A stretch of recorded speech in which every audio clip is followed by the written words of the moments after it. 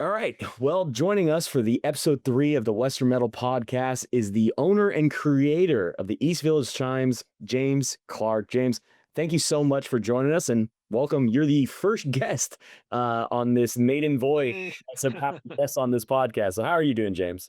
I'm doing well, Chase. I appreciate you. I appreciate you going into the blogosphere and writing about this team. It's always fun to talk to new content creators about this team.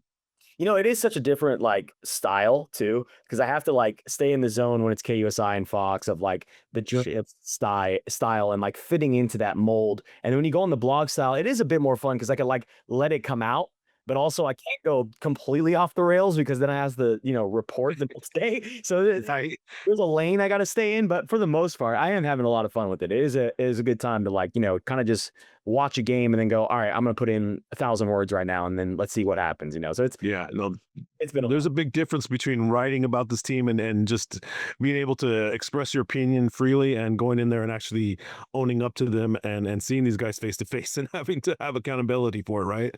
they have been pretty good inside the clubhouse. I will say that. Okay. It can be tough because there's that all right, when you're at Peoria in spring training, it's like first day of school, everyone wants to tell you what they did at summer, and then you get to right around here, May or June, where it's like, all right, we just need to get Tyler Wade because he's the only guy in the clubhouse right now because they've all It, answered the same things. I know you understand that as well. So it we're kind of at that point in the season with this team, but they still put on a good face.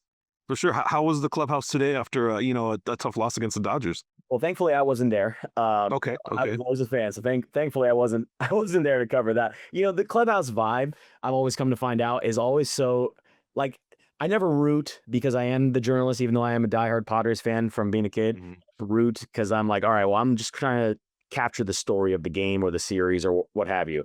But then you start to root when you have to go into the clubhouse. You're like, oh man, please let them win because I there's nothing worse than going in there after because when they win, the music's playing. Yeah, exactly, right? When they lose, it's like everything's dead quiet. If And it's nobody's there. Nobody's around. Nobody worth of relevance to talk to is around, at least. worse, it's especially not even just a Dodger series, but I've found that the Wednesday day games and it's a travel day, that is the absolute you be lucky to even get a guy out of the bullpen to talk to you because everyone all the staff's in there trying to clean out all the lockers, trying to get stuff and get it going. I mean, you get nobody to talk to. So hopefully Julian and Chris, they had a good time. I'll have to check in with them how it was, but I would think I don't know. There has to be. I think game one was definitely a missed opportunity when you talk about you go to extra innings. You Sure. be completely celebratory about yesterday. You get Kike Hernandez coming out in the sixth inning. That's backflips for anybody in that clubhouse. Right. A, there was plenty of opportunities, right? They had the bases loaded. They got nothing going. You had a Rise and Manny coming up, and nothing happened. But ultimately, that was kind of like a rubber match Wednesday day game. There was not really as much excitement as the earlier part of the series. Yeah, it sucks, but at least we took one. It'd be a lot worse if you got swept. I think that first game really kind of hurts losing the extra inning one for sure. Yeah. It definitely does because it had the feeling that they were going to win that game and it kind of just got away from them. Today was, you know, it's tough. This team will go through stretches where the offense just kind of just goes through a funk and they had opportunities to secure a lead or build on their lead or to come back and unfortunately they didn't. And Manny swinging a 3-0 pitch right there is just it's a bad look. I mean, it's a bad look because of the result. If he lines the ball down the line and it's a double and clears the bases, and everyone's happy. But that's just the nature of baseball. It's just tough. It's 162 games for a reason. Things like this happen, and I'm just content that they played well and they were in each and every game. It could have very easily been a sweep if the baseball gods were shining on the San Diego Padres. What's funny was my dad we're sitting right there and he immediately said, "Do you give him the green light there?" And I said, "Without question." And it's weird because the pitcher couldn't throw one over the middle to save his life up until that point, but you know that he's probably going to groove one. You have Manny, who's been absolutely the best hitter on this team this year. You Yeah, want him to swing. If he's going to get a meatball over the middle, it just sucks he got on top of it, which is ultimately yeah. what you want him to do, just not that much. That's that kind of is as Manny's famous saying whenever you want to interview him is that's just baseball, man. It Yeah. really is. There's just no other way to describe it. I mean, Bud Black is also famous for saying that's baseball, and there's just no way to rationalize it. That's just the nature of the game. Little things mean a huge when it all comes said and done, and it's just it's you can look back and you can point to things and nitpick about certain things, but at the end of the day, it's just luck has a lot to do with it, and it's just being in the right place at the right time and execution. And unfortunately, the Padres didn't execute today. And you can point fingers all you want, but it's a team effort, and the loss today was a team effort. Just getting beyond the Dodgers series, when we talk about the struggles this lineup has had, obviously Arise, we expect him always to be about 300, but 280 still really good, especially when you talk about that first stretch where he never struck out, but he couldn't get a hit. Fernando's been on a terrible streak, but he seems, the approach has at least looked better these last couple of games, especially with him getting on base. Even Merrill has not been the greatest, but he's still over 300. But then there's kind of the glaring needs of the veteran guys who have contracts in Cronenworth and Bogarts, and then the catcher position, which really would never really get highlighted if not for the bad performance of everybody else, kind of on the 5 through 6 or 5 through 8 spots. Yeah. How do you even fix that? I know we still got some time before we even get to the trade deadline, but there's no way you're going to move off of Xander Bogarts. At least No, no. in regards of like we can't eat his contract the way we ate Eric Hosmer's. Not at this point. It's got to be a couple No. until we get to that point. I Well, don't do that with Jake. And so you're looking to acquire a catcher? Is that your best option? That seems like that's a very difficult thing to do mid-season. Everyone wants to go, oh, well, can we get someone like a Adley Rushman? You pay a lot for a guy like that for the Orioles, sure, but you know, yeah, you're getting him to bat 270. But at the same time, he has to learn every single one of those pitchers and basically the entire organization, which he hadn't done. I feel like that's incredibly difficult to do at this time. yeah. And then someone like Rushman, he'd have to learn a whole entire league. I know American League and National League play each other more frequently now, but the catching position is really weak around the whole major leagues right now. I mean, that's the bottom line. Um, I don't know how they can upgrade at that position. Honestly, you people throw out names like Logan O'Hoppe from the Angels, but he's very young. I would be shocked if they would move on from someone like that. At this point, the Padres are going to have to dumpster dive and look for journeyman veteran type catchers or uh, catchers that are on AAA level that are just waiting to possibly make a mark in the major leagues, or they might just have to ride with Maldonado and Diaz the rest of the year, which is a scary thing. But you mentioned it. If the other 8 people in the lineup were hitting, having a hole with your catcher and being and providing defensive prowess is excusable. But at this point, they have a hole in left field. Cronenworth's not producing, as you said. Bogarts is an issue. So the bottom half of this lineup, there's issues. And AJ Preller is not one to kind of just sit on things either. So there will be moves. We'll just have to wait and see where and what they're able to acquire, because unlike seasons of the past, they do have some financial restraints that they have to adhere to. Yeah, absolutely. That's why we saw guys like even like a Tanner Scott like leave, like guys that you would be like, all right, we should be able to keep a bullpen guy, and we can't because of the restrictions. I do think they allow themselves a little bit of wiggle room, to where like, all right, we can give ourselves a kind of a gap of like, all right, we can go and add if we feel like we're close or we need a piece or two.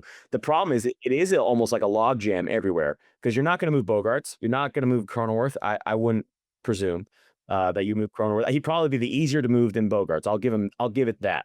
But I don't see them getting a catcher because they'd have to learn, like you said, the whole new league, but also learn the pitching staff.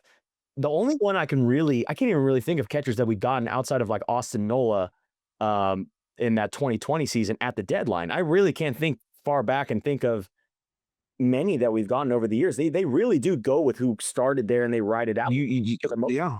You mentioned, I mean, learning your staff and knowing your staff is vital for the production of the team, and you can't just throw someone in there and expect them to learn everyone new and at the same time produce with the bat. So it's they didn't address the issue during the offseason.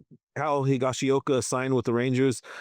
He's not having a great year at all, so it looks like they may have dodged a bullet in that regard. But I don't know. Brandon Valenzuela's down in Double A. That would be someone who I would give an eye, give a look at. I mean, this is a defensive first catcher, a switch hitter with power. There, the pundits always point to his bat as not progressing yet to the major league level, but at this point, Martin Maldonado's an easy out.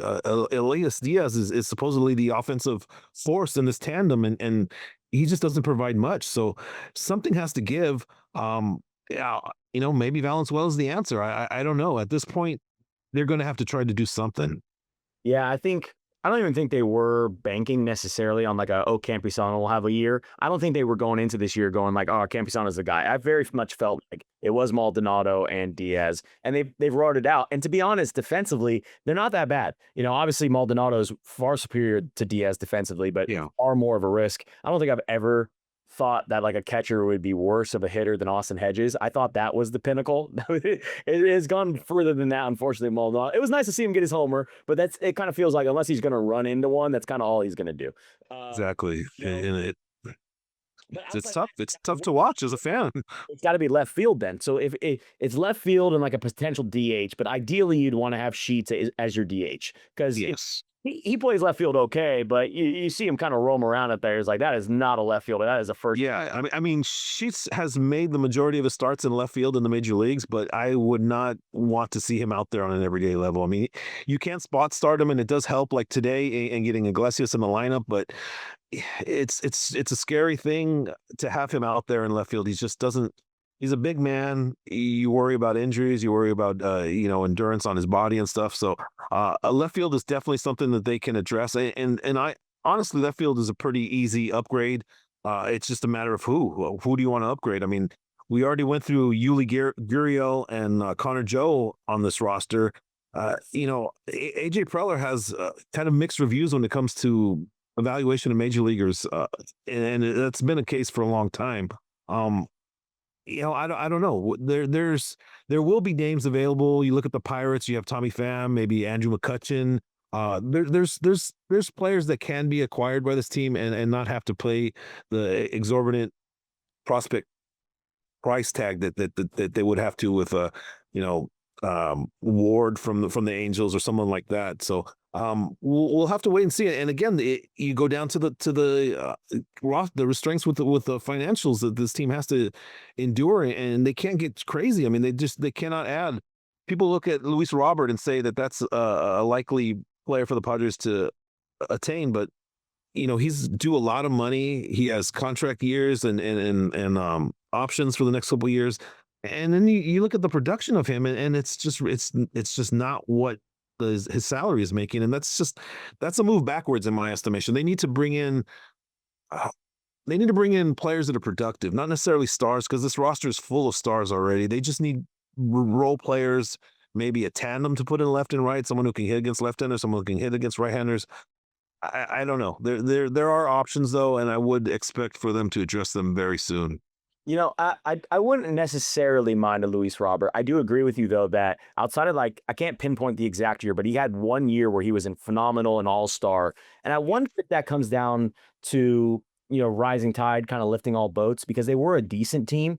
Uh I think he could benefit coming to San Diego. And I do think because I believe it's not much. It's not like a $20 million a year contract because they got him one of those ones where he signed like the first year in his majors. I want to say it's more around like a 14. That wouldn't necessarily be a bad move if you get that star production. But then you come into the point of the injuries. This man is similar to Mike Trout, where it's like, yeah, even when he is flying and at his peak, it's like 90 games. So that's really the issue is if you're gonna and the other side of it, obviously, the White Sox value him as the Luis Robert name. So they want, high-end prospects for him, that's where I get the pause for it. Because I don't think really you can move Solace. I really think Leo DeVries is completely untouchable. Like, Yes. you can't move him. I think Solace growing more towards you could move him if there was a proper deal for him. But I think DeVries won't move at all, and I think that's something the White Sox would absolutely want. So I think that kind of goes. I know there's been some rumors. I know Dennis Lin talked about they are interested in like a Jaron Duran. I do think picking up someone like that because the Red Sox have this abundance of outfielders and they're all young and controllable. So that would be their guy to like cash in. But that's the thing; it'd be a cash in. They would want a lot of prospects back in return. Yeah. I don't think. Yeah, I think a solace for him would be fine, but that they would probably want to divide. So I think he has like 4 more years of control or something crazy where it's like they're going to want to haul. There's no Yeah, way. there's just not a good fit with the Red Sox, honestly. The Red Sox are looking for pitching, pitching that's ready, major league ready, and the Padres at this point can't afford that with all the injuries they have. Even someone like DeVere's doesn't make sense for them because they have Marcelo Myers, Eastlake High School, who they just called up. They don't necessarily need an infielder at this point. So I don't see the matchup between the two teams. Duran would be excellent for this team as a California guy. It would be awesome to bring him home. But I just don't see the match right now. The Red Sox are competing. It would be kind of a sideways move. I'm sure their fan base would be upset over that because of Duran's history and all that. I don't know. We'll have to wait and see because AJ Preller is aggressive, and he could be going after someone that we don't even think could even be attainable, and that's just the way he moves, and that's just how he will roll. So, you know, for us and the fan base, we're just gonna have to sit back and wait and trust him. And ultimately, I do trust him. I know that he's well aware of the holes on his team, and he will address them. Yeah, I do have full trust in AJ Preller. Over the years, that has been. I mean, I'm on board. Whatever it is, I believe in it. Outside of that one Mariners trade, which we're not going to look back on all the guys. Outside of that one, everyone gets a mess. Well, I mean, he makes so many trades. Some of them don't exactly work out. I mean, there's the one with the Indians or the Guardians as well, which was for Clevenger, which was suspect. I mean, everyone's going to point to the Juan Soto trade as whether or not that was beneficial for the team. He makes a lot of trades. He's like a fantasy baseball general manager. Anybody and everybody's available on his team. He will field calls on them and he will entertain offers, and that's just how it is. And honestly, that's exciting for a fan because it makes you feel like your general manager is constantly striving to improve your team, and that makes you want to go out and spend those $200 to go watch the game, right? Yeah, and not significant trades too. He's not just like, oh, I need to get this little piece right here and here. He did a little bit of that with the bullpen, but it was in mind of like, Hoeing's got like 4 or 5 years of control, right? So Exactly. he wants to make that splash. That's why we look at a Duran when it pops up, or even like a Ross. Sure. No, he's probably looking that way too. You know, When it comes to like the Red Sox thing, the only like young controllable starter we actually kind of have would be like a Randy Vasquez. And I don't know if that would be the front line of your package, even if it was like a theoretical Vasquez and Ethan Solis. It does that actually? I don't think so because they have a decent catcher group over there too. I don't even think they would necessarily be like, all right, we need to get our catcher here. I just don't think it will work, and it's such a strange spot that it might end up being like a Taylor Ward, which wouldn't be necessarily bad. I think he's a decent bat, yeah, but yeah. they kind of need to make it work, and they kind of need to make Bogarts and Cronenworth work.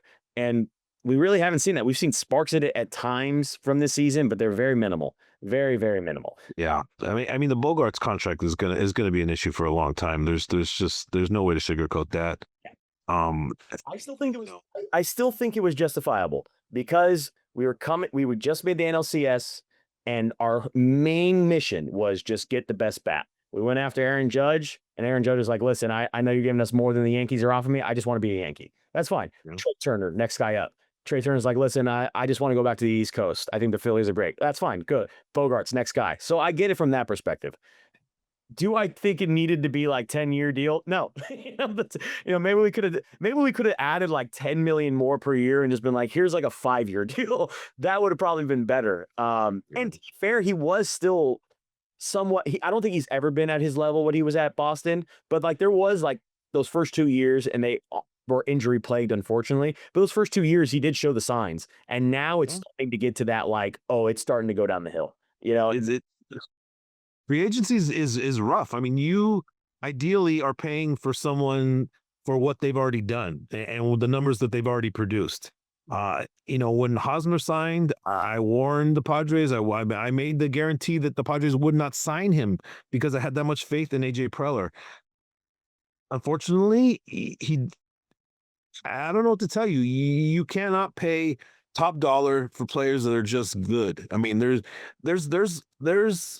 value to Xander Bogaerts. There's value to Eric Hosmer. Those were good major league players, all-star caliber type players, but you can't pay them the upper echelon type of money for them.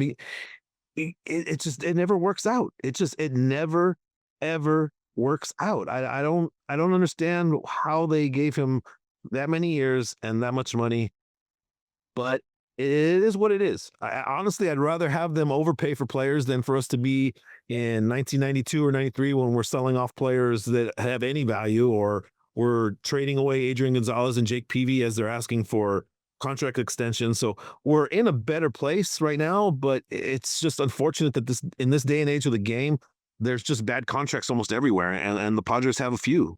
It's such a thin line between those 2. I think that's the thing that people forget too is, like, Yes. not that far removed from being the Pirates. Like, people are already I don't believe there's anything in a Paul Skeens trade. They're gonna keep Paul Skeens for a while. Oh yeah.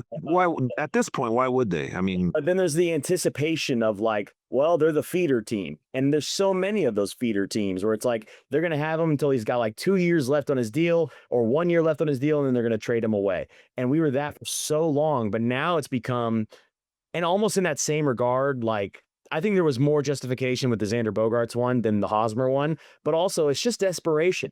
We wanted to be good, and Hosmer was the best bat in that market. It was a terrible market looking back on that year, but he was. He just slugged 500 that year.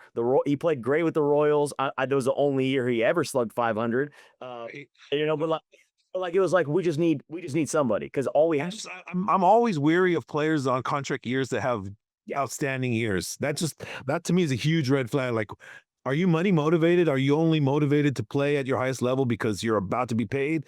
And how are you going to turn that around in the next year when you have 7 years of guaranteed money?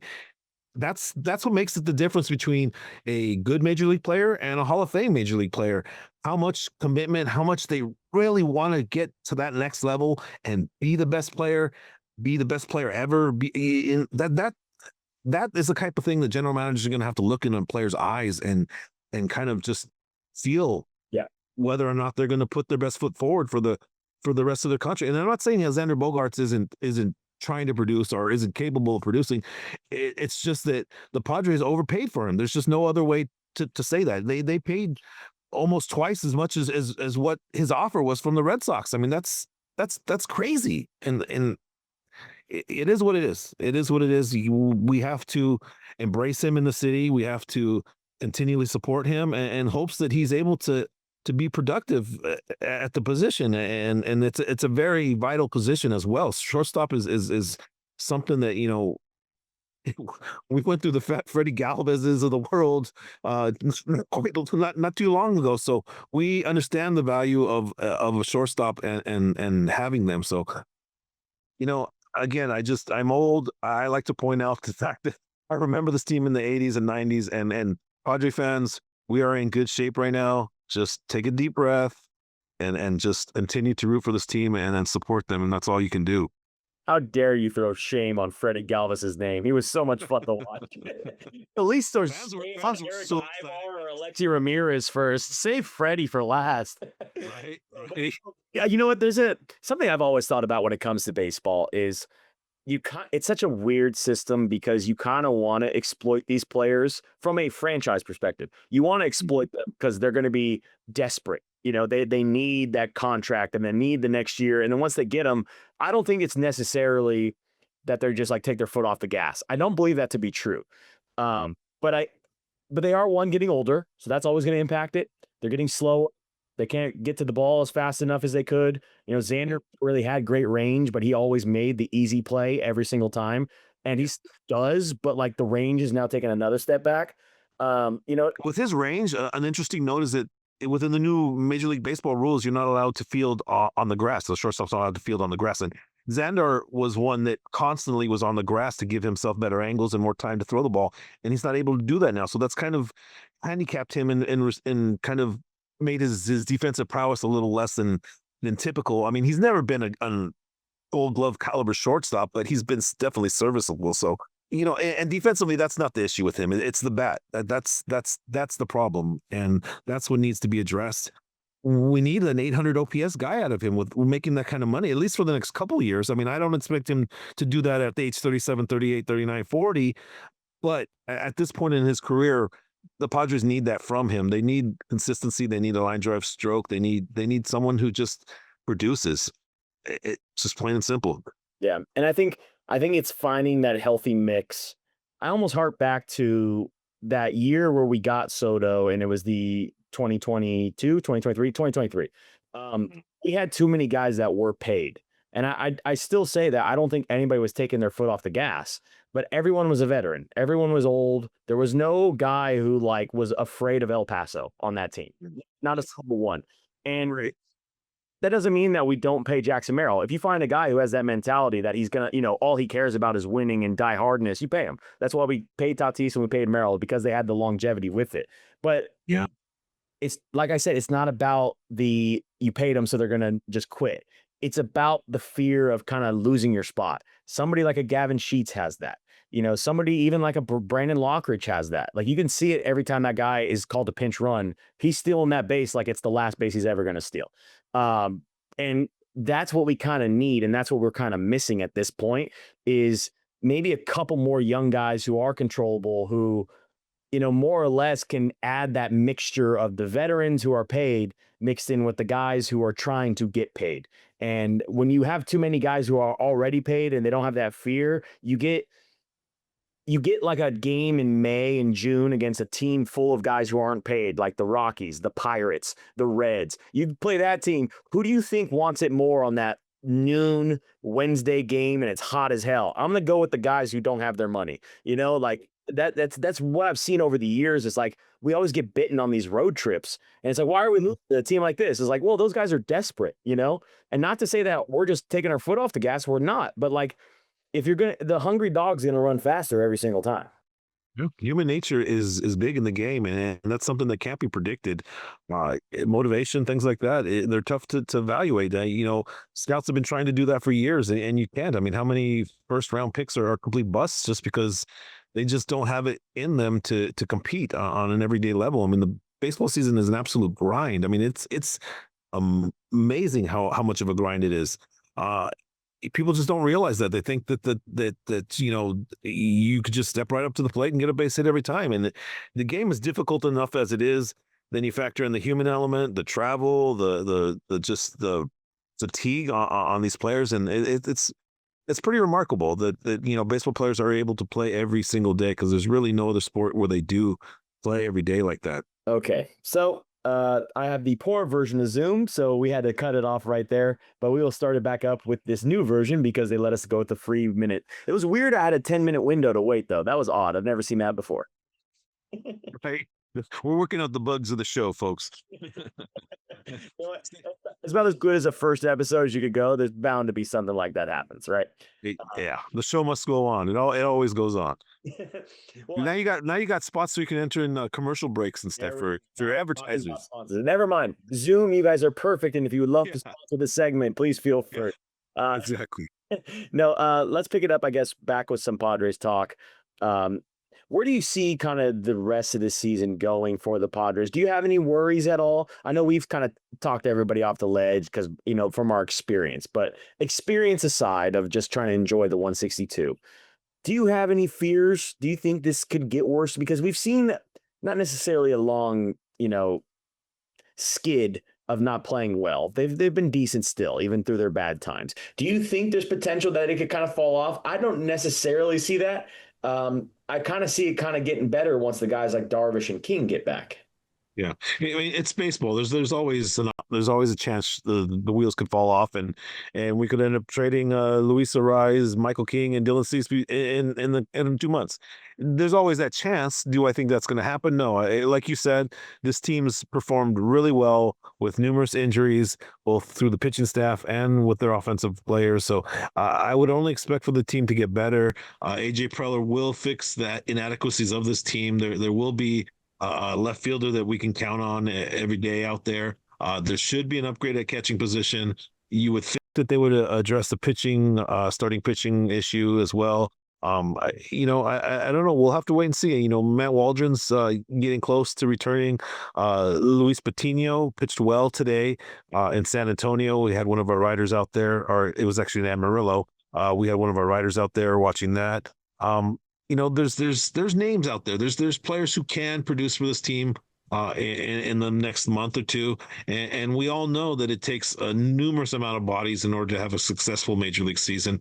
and it goes beyond the 40-man roster. It's just it takes a lot of people to step up, and fortunately, the team has had that so far this year. I know we can nitpick about the eighth and ninth hitters and the holes in left field and catcher, but when you look at the standings, that's all that matters. They're right there in the thick of things. I would expect them to continue to be in the thick of things, and that's all we can ask for as San Diegans rooting for our Padres.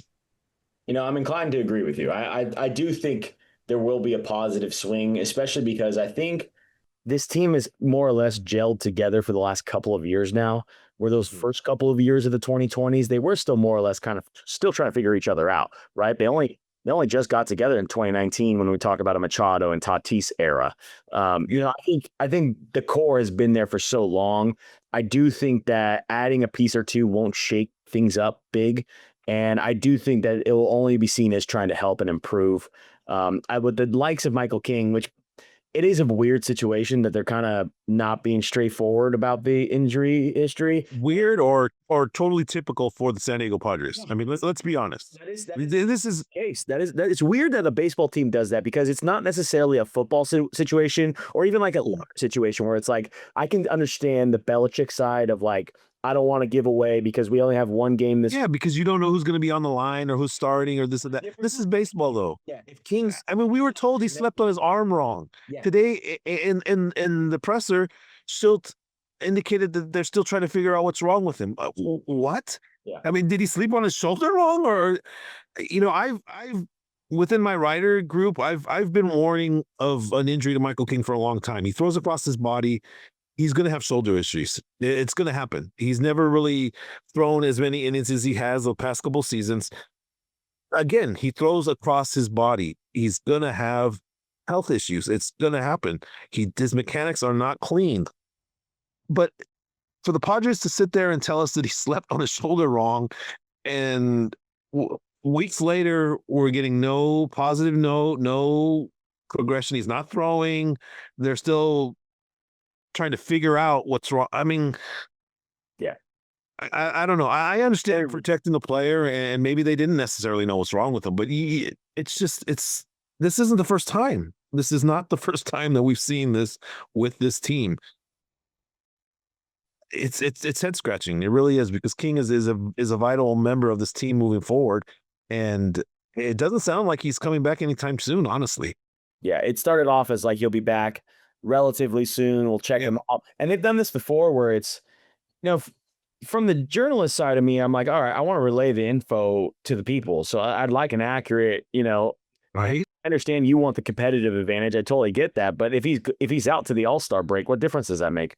If he's not pitching, Right? it's not like all of a sudden Michael King's just gonna spring out of nowhere. They know. Oh, and he hasn't thrown in weeks. He's going to have to build his arm strength back up. I mean, we're looking at, like you say, maybe the All-Star break is the positive outlook on this injury, and we're a month away from that still. So I don't know.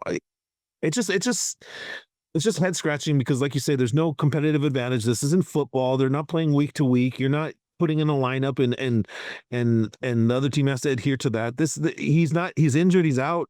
Explain to us what's wrong, and I don't know. This, like I said, this has not been the first time with this. I mean, this goes back years. I mean, the Tatis wrist injury, not diagnosing that, allowing him be in the Dominican and not going out and going in and looking at his wrist and making sure it's okay, instead of waiting for him to come back to spring training in March and then making that diagnosis. I mean, I try not to be very critical of this team, but at the same time, I am very critical because I want them to be the best, and I expect them to be the best, and I expect them to just be cordial when it comes to relaying information when it comes to injuries. But that's just who they are. They're very secretive in that manner. Trying to get, I have contacts within the organization, trying to get information about trades or prospective trades or who they're talking to. It just doesn't happen. They just do not put out information unless it's to their advantage. And that's why I always wonder when I hear things coming out from the Padres. I'm thinking, what's the alternative here? Are we working a different angle, or what are we doing here? That's what I've come to realize that often is all these like leaks of like, oh, the Padres are interested here or there. It's like Well, one, that could also be a different side. That could be a journalist just being like, "Hey, who are you guys looking at?" And they give you a name, and now it's an article, and so on. Yeah. Um, Yeah. but the other side of that too is also how many trades have we seen by Preller? The only real one that had like everyone knew it was going to happen was Soto, and that's because it was Scott Boras. I'm sure Boras was putting it out there. Everyone in the world knows Soto is going to be traded. Everyone knew the Padres were interested and the Dodgers. Outside of that, Yu Darvish came out of left field. Blake Snell came out of left field.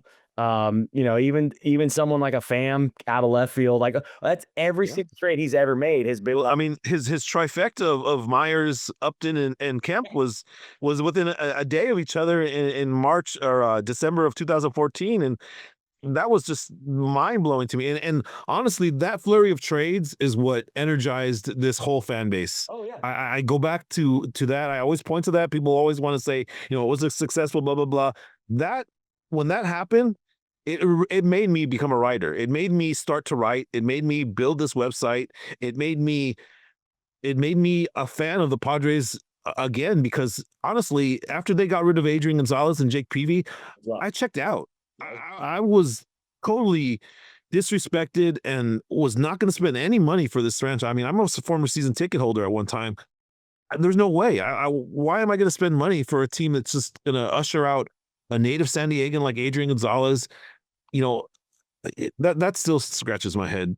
But let's move forward, not backwards. yeah, I was actually in that similar boat. Not necessarily checked out because I'm sick in the head where I've been in this relationship, and they kept abusing me, and I was like, it's fine, it'll get better. I was convincing myself that Norphia and Venable were going to be the solution for how many years? But but that was similar time was when that all went down. I had season tickets when I was young, and I had it with my parents. But then after a while, we didn't get it anymore. Not for like they traded away players reasons, just money reasons. But then I wanted it when I became an adult, and I turned 18 and gosh, 2013. So it was right around that time, and I was like, I'm gonna get season tickets on my own. And I was like hesitant, but then all those trades happened, and I got season tickets. I got two seats, section 121, row 33, seats 12 and 13. I've had those same season tickets till this very year, which is crazy. It's crazy to think about that it's been that long now. And it was those flurry of trades that really energized you, right? I mean, even after they failed in 2016 and we kind of went downhill a little bit, but it was just the fact that okay, they're spending money. We have relevant players. Seth Smith is not our best player anymore. We actually have relevant major league players that people know. And that blew my mind. Like for a fan of his team for 40, 50 years, that blew my mind to actually have players that are coveted around the league. I mean, that's what I hold my feather in my cap to. In a losing season like last year, as horrible as it ended, I still think about my childhood and the days where I just hoped that they would be 500 team. I hope that maybe we'll play well against the Dodgers. And it's still surreal to me the way this team is constructed now. I remember where, obviously I was born in 95. So there wasn't many great games against the Dodgers memories that I've had. But I remember there was a time where our greatest memory was Everett Cabrera stealing home to win, like at Dodger Stadium. It's the best we did against them. And now it's like, even series where we do lose. I remember that game where Mookie Betts had the game winning catch in like the outfield. That was like a thrilling moment. We would never even have those, So I'm like, that's why I'm like everyone freaks out, and to each their own. Everyone goes through the season in their own ways, but For sure. it's like enjoy the 162 because it's long. It's going to be hectic. There's going to be stuff that makes absolutely no sense, but that's part of baseball. So Exactly. Yeah, and we appreciate the passionate fans out there. You can't police them. You can't police fandom. There's passionate fans out there who live and die on every pitch, and God love them. That's just not how I am and who I am, but God love them for their passion for this team. yeah, absolutely. I'm right there with you. I think before we go, kind of want to do something where I'll have a bunch of guests on, but I want to ask them what's kind of your fondest Padres memory. And if you can think of what doesn't even need to necessarily be your first memory, but if you could think of one that like stands out to you when it comes to like remembering Padres baseball. God, I have so many. I mean, it would have to be at Jack Murphy and Qualcomm standing behind Tony Gwynn in right field. That's where my season tickets were at Qualcomm. Where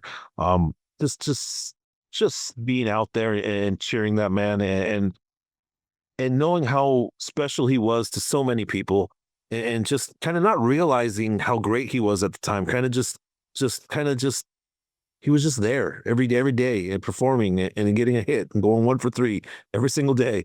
And you know, I miss him dearly. I had the opportunity to meet him several times. I worked in the sports memorabilia industry after he retired, and we did numerous signings with him. And he was also such a just genuine person. He knew my name. He knew me. It's just the stories about Tony Gwynn can go forever. I mean, and that sticks out in my mind. But as far as single moments, I was there for a walk off in Steve Finley in the 1998 season. Nice. I don't remember who they were playing, but I remember the ball landed right in front of us. I can remember going back to the '84 season and welcoming the team home after they lost 2 games to the Cubs, and being 8 years old, and just being in awe of the celebration of this team and the fans. We were down 0-2. They got annihilated in Chicago those 2 games too. So it was just something like that really sparked my fandom and our core memories for me, that I'll remember forever about this team. Yeah, to touch on a couple of those things. So during 2020, right during the pandemic, it like delayed the baseball season. So on the Padres channel, they played like all the best games in Padres history. Now I had never seen the '84 series. Um, Okay. like I never like watched it in its totality, but they've literally played. I watched the whole '98 playoff run. I watched the a whole '84 playoff run, which I didn't realize how good that Cubs team was with Ron Say, and like Yes. it was stacked. And to think that we beat them was, I mean, just incredible. Yeah. So I got to watch that, which was really, really cool. Some memories. I kind of remember Tony Gwynn. I remember watching him. I do remember. I don't like have like a instant image of him at the plate, but I do remember going to the games because I was born in '95, so I was just there for the back end. I remember there be for like that last series where they gave the placard of your ticket of saying like Okay. Gwynn's like retirement series. Exactly. I got that. I remember being at Qualcomm for that. I do remember Qualcomm with the palm trees in the outfield. Funny enough, one of my worst baseball memories is a memory at Qualcomm because I must have been like in preschool with my friends, and then my sister and her friends were there, and my mom took us, and it was like a day game, I want to say, and she just took us all to the game. We're in out in left field at Qualcomm, and Ricky Henderson was in left field, and I was like, oh man, Ricky Henderson, I want a ball. And I remember me and my two friends kept going running down to get a ball from the warmups. And like any kid at that time, you want a ball and you want to be on the big screen. And I ended up running down there, and my friend Luke, I believe, he's the one that caught the ball from Ricky Henderson, and it was awesome. But immediately the jealousy that rushed over me as a young child, I was like, man, I wish I could have had the ball.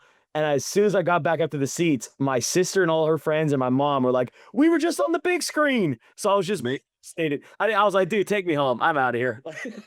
the, that is double whammy, right? it was the worst. So that's one of the memories I have of Qualcomm is that moment, unfortunately. But I do remember the queue. For me, I think one good one I'll remember for some reason. Like I don't know what year it was. It was at Petco. It was early, so maybe like 2004, 2005. Brian Giles was on the team. Jeff Blum was on the team. And for some reason, my dad and I, and this is when we had season tickets, my dad and I saw like 4 extra inning games in a row. And it was like one went like 15 innings, one went like 14 innings. And I was the sick kid that was like, we're not leaving. And my dad was like, he's a huge baseball fan too. So he's like, all right, we're not going. Like we'll stick it out. It's way past your bedtime, but who cares? And we saw just walk off after walk off. So I remember one where Brian Giles walked it off. I believe it was against the Mets, and it was so late that we ended up moving down to like right above third base Doug. And I remember Jeff Vaughn running as fast as he possibly could all the way around and like right in front of us, play at the plate, won it. It was like everything you could wish for. So, Right. there's like being a Padres fan for so long, we have so many of these like random memories of games where people, oh, Yeah. what the hell are you talking about? Like Yeah. stuff that like it's way deep in the archives. Right. Too long of watching too many worthless endings. So Yeah. that's part of why. Qualcomm Stadium, man, back in the day in Qualcomm Stadium when you could move up to field level to watch games and stuff. So, and honestly, in the early years of Petco Park, you could do that, and Fortunately, we're not in those times anymore with the sold out seats. So it's definitely a good time to be a Padre fan. You can't go up and snake those field level seats like you used to. Yeah, definitely. So we are definitely in good hands, and I'm sure we'll be in good hands for the rest of the season. Tough stretch coming up. Obviously, they have a gnarly test going to Arizona and then Dodgers again. But James, we'll touch back in. I'm sure this will not be your last time on the Western Metal podcast. I'm sure I'll pop over for your guys' podcast as well on the Padres EVT podcast. Yep. For now, I thank you for joining us. Thank you, man. I appreciate it. Best of luck to you, and go Padres. No pods.